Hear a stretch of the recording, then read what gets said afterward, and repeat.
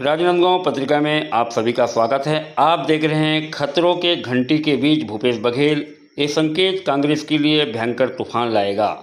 मामला राजनांदगांव लोकसभा क्षेत्र का है। लोकसभा चुनाव 2024 में राजनांदगांव लोकसभा सीट पर पूरे देश की पैनी नज़र टिकी हुई है, क्योंकि यह चुनाव जिले या राज्य भर के लिए नहीं अपितु राष्ट्र के लिए भी अति महत्वपूर्ण दिशा तय करने और भारत को विश्व का गुरु बनाने के वादों, इरादों और गारंटी से लेकर अब भरोसे के बीच की परीक्षा की घड़ी है। राजनांदगांव लोकसभा की सीट पहले से ही अति महत्वपूर्ण और ऐतिहासिक रही है।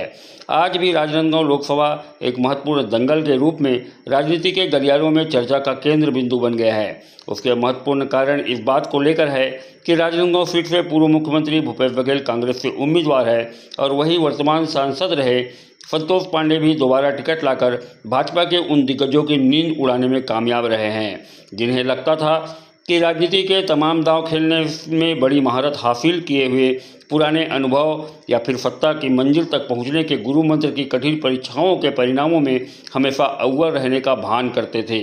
वह भी अचंभित हुए।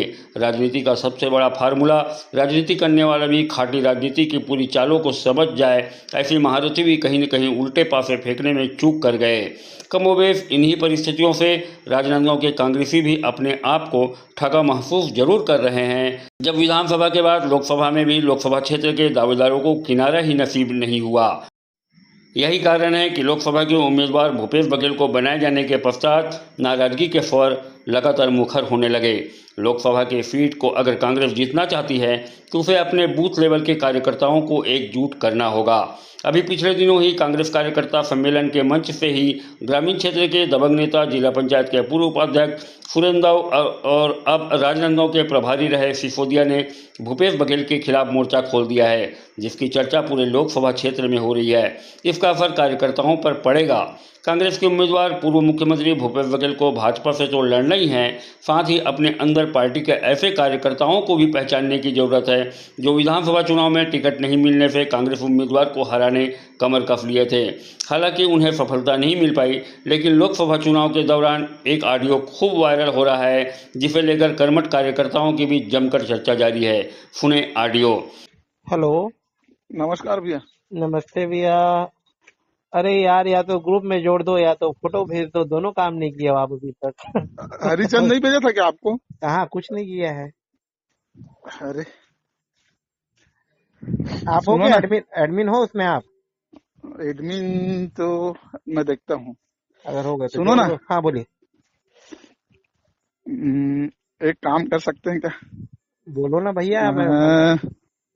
भोलाराम साहू को अगर राजनांदगांव से कांग्रेस पार्टी उम्मीदवार बनाया जाता है तो जिला किसान संघ करेगा विरोध करके। मैटर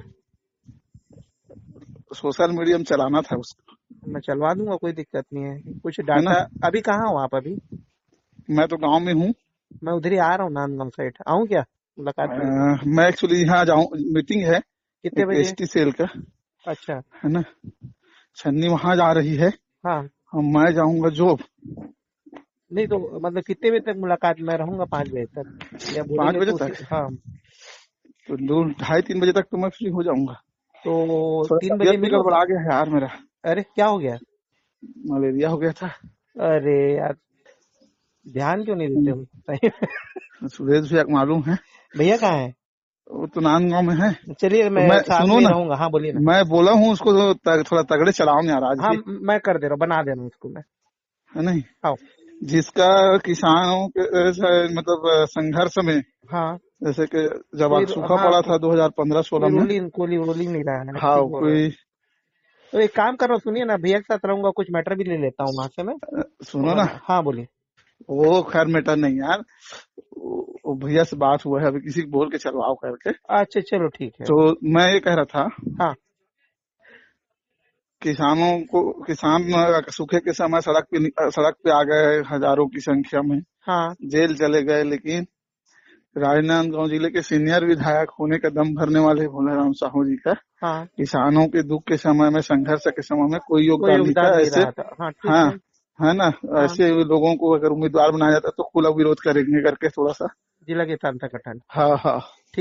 यह अलग बात है कि राजनीतिक पार्टी जिसे भी टिकट दे, कार्यकर्ताओं को अनुशासन समझकर उस झंडे को थामे रखने की जिम्मेदारी भी उन्हीं कार्यकर्ताओं के कंधों पर होती है, भले जिनके मन में चुनाव लड़ने की प्रत्याशा क्यों न हो। राजनांदगांव लोकसभा का यह चुनाव धीरे धीरे दिलचस्प होते जा रहा है। बढ़ती गर्मी और घटते चुनाव के तारीखों के दरमियान अब शहरी और ग्रामीण मतदाताओं के लक्ष्य निर्धारण पर यह चुनाव के परिणाम टिके नजर आ रहे हैं। ग्रामीण क्षेत्रों को अगर साधने में जो दल और प्रत्याशी सफल होंगे, लगता है निर्णायक भूमिका में होंगे। शहरी मतदाताओं से कहीं ज़्यादा ग्रामीण मतदाताओं की मुट्ठी इस बार निर्णायक होगी। 4 तारीख को नामांकन की अंतिम तारीख के पश्चात चुनाव का प्रचार अपने उफान पर नजर आएगा। चुनाव के मैनेजमेंट को अगर देखें तो भाजपा अपने मैनेजमेंट को बेहतर संचालन करने की दिशा में ज़्यादातर कामयाब दिखी है।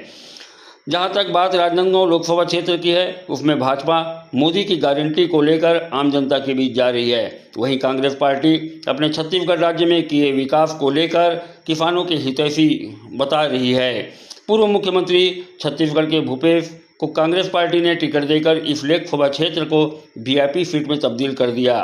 दूसरी ओर कांग्रेस के मैनेजमेंट को लेकर कांग्रेस पार्टी के भीतरी घड़े में भी इस बात की फुगबुगाहट शुरू हो गई है कि सारा मैनेजमेंट अगर बाहरी के बूते होगा तो स्थानीय लोगों को भी ऐसा लगने लगेगा कि कहीं हम किराएदार तो नहीं। कांग्रेस को इस बात की उठती हुई आवाज़ों की जिम्मेदारियों के बोझ तले ज़्यादा जिम्मेदार बनाने की दिशा तय करनी होगी, नहीं तो पिछले विधानसभा में मैनेजमेंट को लेकर जो नुकसान हुआ वह कांग्रेस पार्टी के लिए बड़ा सबक है, जिसमें ऐरे गहरे नत्थु खरे भी बहतू गंगा में हाथ धोने में कामयाब रहे, जिसके परिणाम स्वरूप कांग्रेस पार्टी को भारी भरकम लागत लगाने के बावजूद परिणाम भी बेहद निराशाजनक रहा। बहरहाल राजनांदगांव लोकसभा क्षेत्र में दोनों ही राष्ट्रीय पार्टी कांग्रेस एवं भाजपा में टक्कर दिख रही है। फिर भी टिकट के बंटवारे से लेकर अभी तक की स्थिति में भाजपा आगे दिख रही है, वहीं कांग्रेस अपने कार्यकर्ताओं को एकजुट करने में ज़्यादा जुटी नजर आ रही है। आप भी देखें वीडियो।